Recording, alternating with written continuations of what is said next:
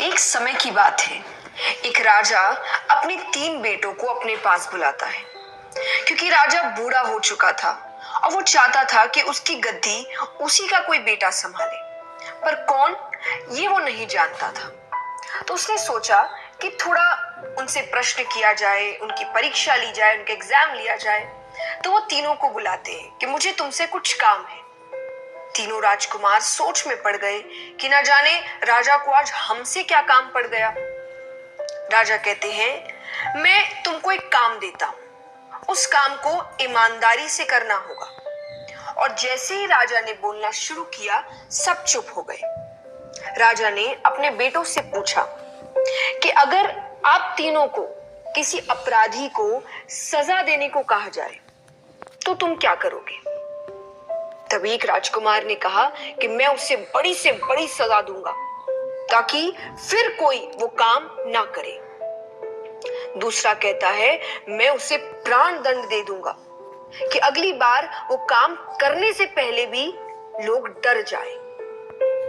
तीसरा बेटा थोड़ा ज्यादा समझदार था। वो कहता है, अगर राजा की अनुमति हो तो मैं इसका जवाब देने से पहले एक कहानी सुनाना चाहूंगा। राजा ने कहा, सुनाओ। राजकुमार ने कहानी शुरू करी। एक बहुत ही अमीर राजा था। उसके पास एक तोता था। वो उसको बहुत प्यार से रखता, उसका बड़ा ध्यान रखता। एक दिन उस तोते ने राजा से कहा कि वो अपनी माँ से मिलने जाना चाहता है। राजा ने उससे कहा, तुम जाओ, लेकिन ज्यादा दिन नहीं रुकना और जल्दी लौट आना। तोता चला गया, अपनी माँ से जाकर मिलता है। कुछ दिन अपनी माँ के पास रहा, उसका ध्यान रखा। अब वो तोता जब वापस आ रहा था तो रास्ते में उसे एक आम का पेड़ दिखता है। उसने कई लोगों से ये बातें सुन रखी थी कि उस पेड़ का फल खाने से कोई भी अमर हो जाता है। तो फल वो राजा के लिए लेकर आने लगा। रास्ता बहुत लंबा था, इसीलिए रास्ते में ही तोता थोड़ी देर के लिए सो जाता है और वो उस पेड़ के नीचे फल को रख देता है। लेकिन उस आम को एक सांप ने थोड़ा खा लिया। अब वो जहरीला हो गया। सुबह तोता उठता है और वो फल ले जाकर राजा को देता है। राजा ने उस आम को अपने पालतू कुत्ते को थोड़ा सा खिला दिया और वो उसी वक्त मर गया। ये देखकर राजा बहुत गुस्सा हो जाता है और सजा के नाम पर उस तोते को मरवा देता है और उस आम को दूर फेंकवा देता है। धीरे धीरे उस जगह पर एक आम का पेड़ उगाया। राजा ने अपने राज्य में घोषणा करवा दी कि कोई भी उस पेड़ का फल नहीं खाएगा, वो पेड़ जहरीला है। अब एक दिन उसी रास्ते से एक महिला गुजर रही थी। उसे ये सब बातों की जानकारी नहीं थी। उसे भूख लग रही थी और उसने वो फल खा लिया।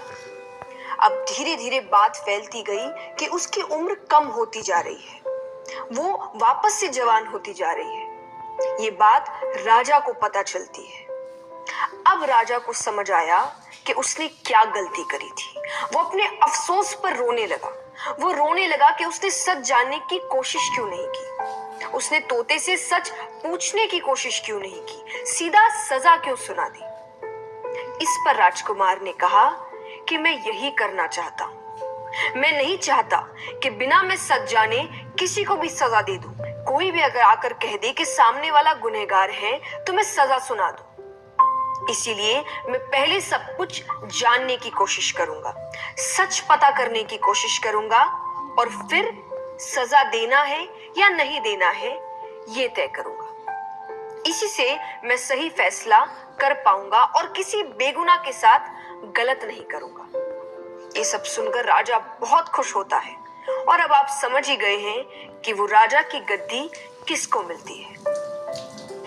इस कहानी से हमें क्या सीख मिलती है कि हमें कोई भी काम, कोई भी फैसला जल्दबाजी में नहीं लेना चाहिए। कोई भी बात बोलने से पहले, कोई डिसीजन लेने से पहले पूरी सिचुएशन को समझने की कोशिश करो और फिर कुछ डिसीजन लो। इससे आप गलत बात बोलने से बचेंगे, गलत फैसले लेने से बचेंगे, क्योंकि मोस्ट ऑफ द टाइम जल्दबाजी में लिए गए फैसले ही हमें नुकसान पहुंचाते हैं।